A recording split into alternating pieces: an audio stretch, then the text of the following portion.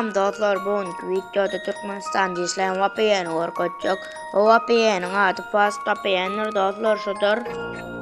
Play Market'e girek, Fast VPN yapacak. Dostlar aşağı geçecek.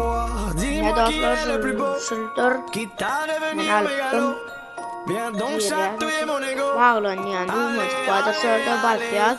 Laisse-moi entrer dans ta matrice, goûter à tes délices.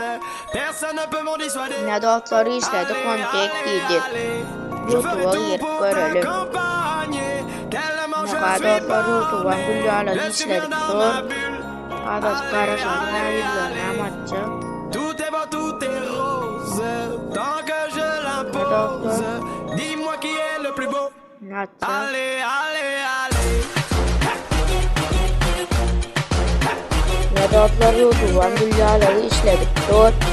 Kanala abone olmayı basmayı unutmayın dostlar. Hoş, videoda görüşeceğiz.